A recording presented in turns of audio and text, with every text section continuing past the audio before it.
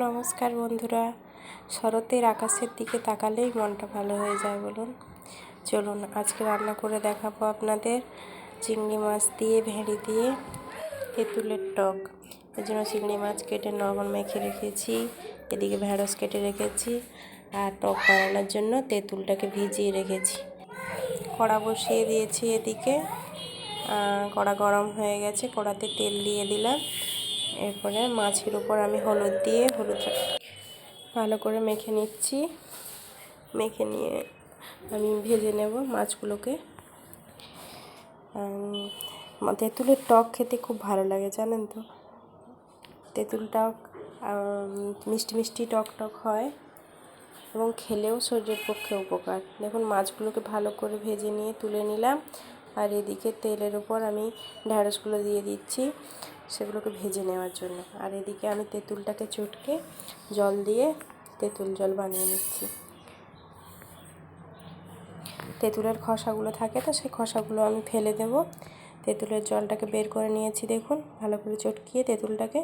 আর ঢেঁড়সগুলো এদিকে ভাজা হয়ে গেছে, ঢেঁড়সগুলো তুলে নিলাম। কড়াতে তেল আছে, সেই তেলের উপর আমি 5 ফোড়ন দিয়ে দিচ্ছি।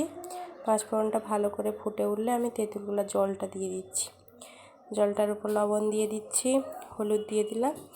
এবার ভালো করে ফুটে ওঠার জন্য অপেক্ষা করব। ভালো করে ফুটে উঠলে আমি তাতে দেবো চিনি। মিষ্টি মিষ্টি টক হবে তো, এর জন্য তেঁতুলের উপর চিনি দিচ্ছি, তেঁতুল জলটার উপর। এবারে আমি ফুটে উঠলো, এর উপর ঢেঁড়স আর ভেজে রাখা মাছ সব দিয়ে দিলাম একসঙ্গে। একটু অপেক্ষা করব, এগুলো ফুটে উঠলেই আমাদের রেডি হয়ে যাবে আজকের টক। আরেকটা রান্না আছে, আপনাদের দেখতে হলে ভিডিওটা শেষ পর্যন্ত দেখতে হবে। প্লিজ আমার ভিডিওগুলো প্লিজ চ্যানেলটাকে সাবস্ক্রাইব করবেন। আর দেখুন আমি এই কড়ার উপরে একটু সরষের তেল দিয়ে দিয়েছিলাম, সরষের তেল দিয়ে ফুটিয়ে নিয়ে আমি ঢেলে নিয়েছি। আর আপনাদের বলেছিলাম আরেকটা রান্না দেখাবো, সেটা জন্য আমি কুকার বসিয়ে দিয়েছি। কুকারে একটু সাদা তেল দিয়ে দিলাম, এতে সমস্ত সবজি কেটে রেখেছিলাম চচ্চড়ি বানাবো বলে, সেগুলো দিয়ে দিচ্ছি। দেখুন আপনারা কত কম টাইমে এই রান্নাটা হয়ে যায়। আর সমস্ত সবজিগুলো দিয়ে আমি তাতে লবণ দিয়ে দিলাম, হলুদ গুঁড়ো দিয়ে দিলাম। আপনারা যদি চান লঙ্কা গুঁড়ো দিয়ে রান্না করতে চান তাহলে এতেই গুঁড়ো লঙ্কা দিয়ে দেবেন, না হলে বেটে দিতে চাইলে বেটে দেবেন। দেখুন সমস্ত নেড়ে চেড়ে আমি কুকারে চাপা লাগিয়ে দিলাম। এদিকে আমি সরষা আর লঙ্কাটা বেটে নেব।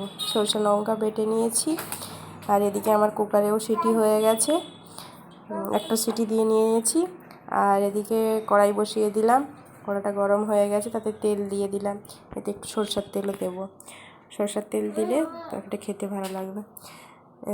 শুকনো লঙ্কা দিয়ে দিয়েছি, শুকনো লঙ্কা ভাজা হয়ে গেছে, তাতে 5 ফোড়ন দিয়ে দিলাম।